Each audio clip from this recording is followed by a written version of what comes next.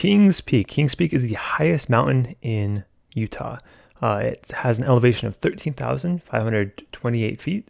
It has a prominence of 6,348 feet. It's part of the Uinta Range. The hike is about 28 miles with just a little over 5,000 feet in elevation gain. So it's been a while since my last video on this channel. So last year in like September, me and my brother-in-law decided to go and hike Kings Peak. We've been talking about doing it for a long time, and we finally got out and did it. I've already done this hike before, but it's a fun hike, so it was fun to go out and do it again and get video for this channel for the road to all state high points. So here's some pictures when we got to the Uinta Range and we were heading towards Henry's Fork Trailhead, which is where we were going to start the hike. As these pictures showed, there are some pretty big rain clouds, so we were a little nervous. Nice, I got it.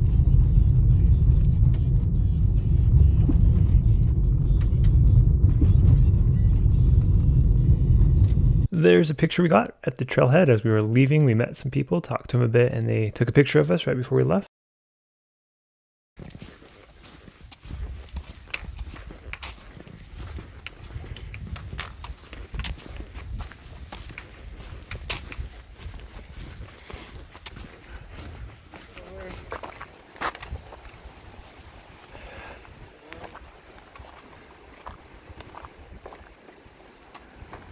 So Kings Peak is back there somewhere. Well, it's raining on us. There's rainstorms up there. Hopefully it dies down. Because I didn't bring a poncho.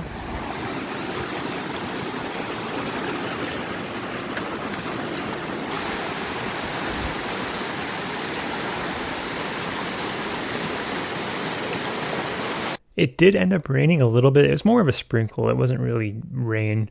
Like our clothes were drying off quicker than it was getting wet, so we didn't actually like really get soaked or anything. So it was actually kind of nice because it kind of cooled us down, and just some pretty cool shots. It was just beautiful scenery like the entire way. So if anything, it was actually better than if it was just pure sunlight on us the entire time. It was kind of funny at one point.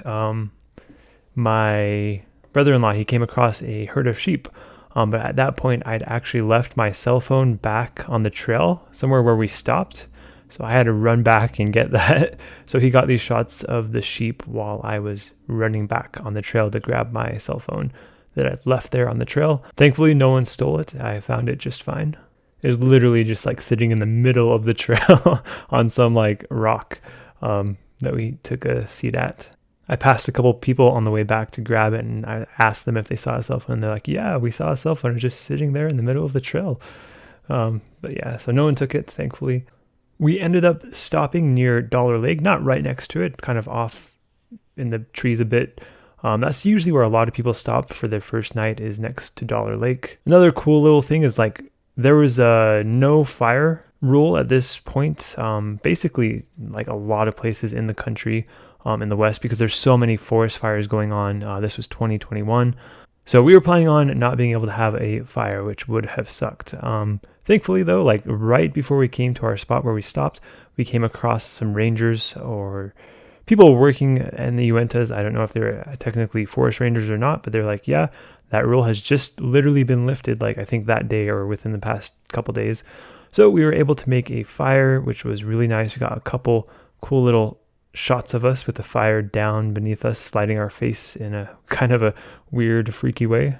The next day we made our way towards the peak. It was like completely blue sky, so there's going to be great visibility. It really did end up working out really well, because the first day was kind of just a little cloudy and rainy, which was kind of nice. Got some awesome shots and didn't get sunburnt. Second day it was like clear blue skies, which was like kind of what you'd want on the peak for the best visibility.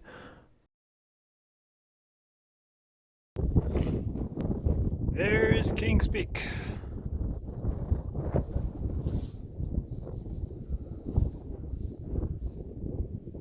Definitely feeling the elevation here, super high up. Pretty cool views. The thing about these shots, they really don't do justice to just the scale of things. Like, in these shots, it just, everything looks so small compared to like what they actually are. You really just don't get that feeling of scale that is there if you're there in person. If you look closely, some of these shots, there's probably people that you don't even realize are there unless you look really closely, just because that's how big it is. And it doesn't look that big if you don't look closely.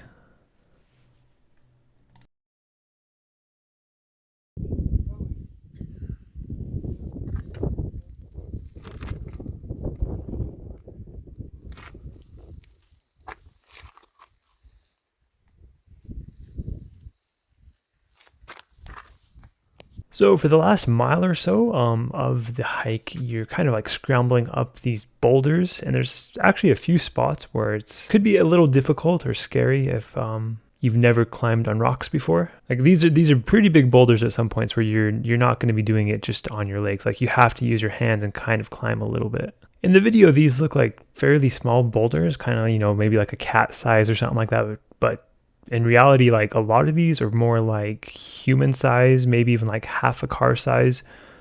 So there's some pretty big boulders that you kind of have to make your way up. But there's no like kind of like cliff face wall sort of rock climbing sort of stuff. It's pretty simple stuff, but you do have to kind of use your hands at some point. More so to kind of keep your balance rather than like actually rock climbing. But this last little bit took us a while.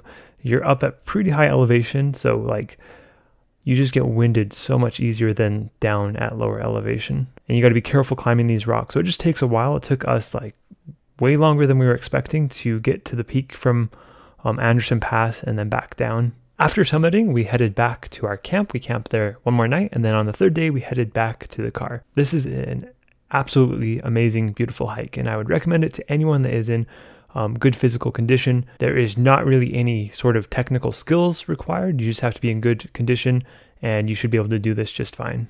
Most of the hike is just kind of on pretty flat ground. You really don't hit too much elevation gain until the last little bit where that's where most of it is at. So that is state high point number 4 in the video series.